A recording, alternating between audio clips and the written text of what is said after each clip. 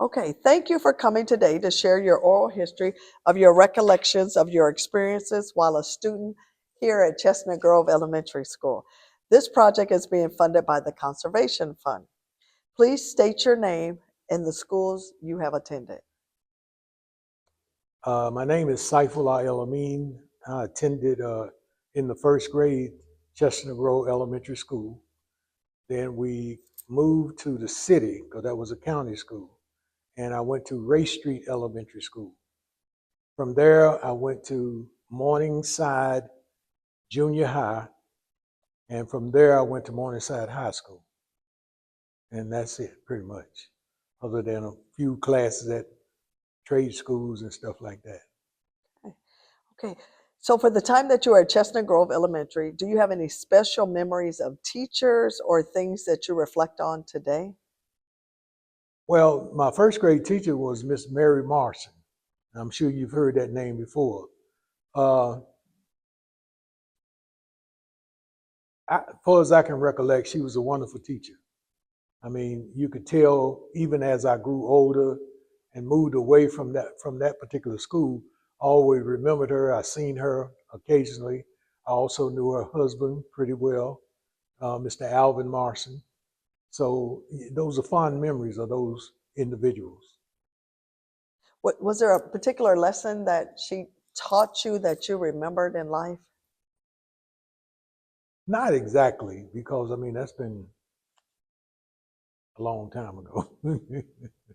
Okay. Can you tell me about a typical day at the Rosenwald School, Chestnut Grove Elementary? Did you walk to school? Did you take a bus? Once you got there, what the day was like?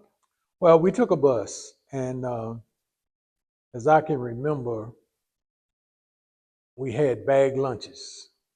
Because you know, back in that day, I'm talking about in the mid-50s, there wasn't a lot of school cafeterias and stuff like that. But I remember just having a lot of friends that are still living today that went to Unity in high school, and it just those remember. And when I go out to the center, I can remember playing it on the baseball field and stuff like that. So, and I never forget the boys' bathroom, the way it was, because not long ago they remodeled it, but it still looked the same. If that makes any sense, as far as I can remember. Yeah.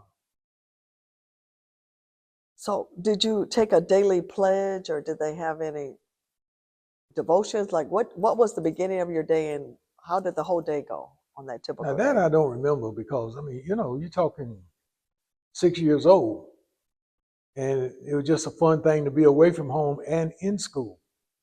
As far as what we did, I mean, ABCs, uh, learning the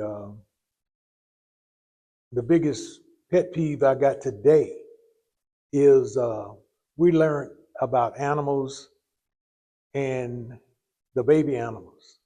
I hate today when I hear people call children kids, because kids to me, you know, as my in my adult life, I have raised goats. And to me, a baby goat is called a kid. A kid goat, if you know anything about farm animals, kid goats butt heads. That's they form a plant. So when people used to refer to children as hard-headed kids, and today I resent that because you comparing them to baby goats. You know, if that makes any sense. So, what was your path after leaving school?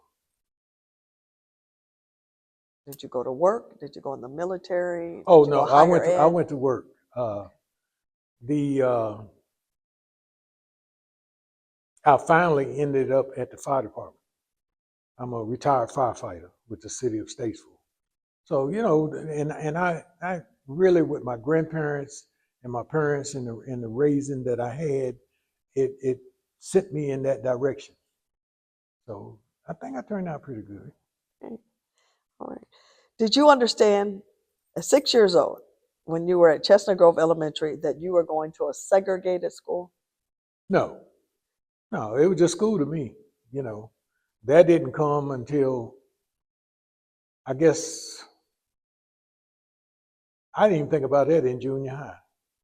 I guess that was more of a high school thing because when you started playing sports and stuff, and in the neighborhood, you played with different nationalities and stuff like that. But when it came to schools, you didn't do that. So yeah, that had an effect on me. But I didn't think nothing about it because that's just a part of growing up. Do you remember what types of books that you had when you were at Chestnut Grove Elementary?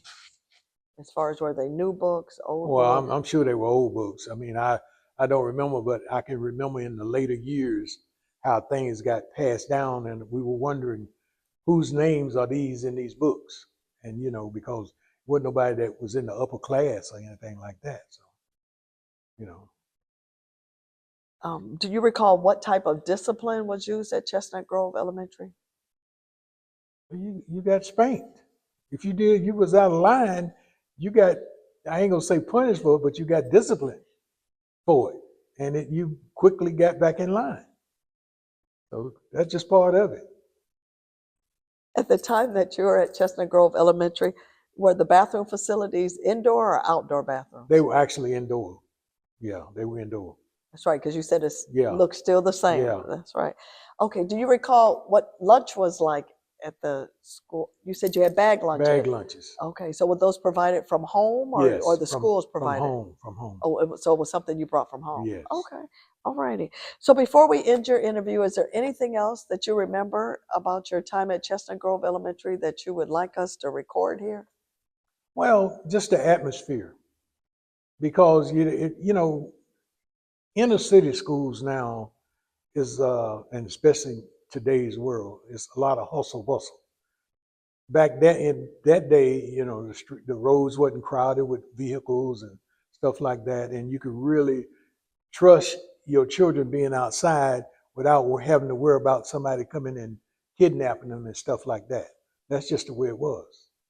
You got bullying been going on ever since, I guess, the beginning of man.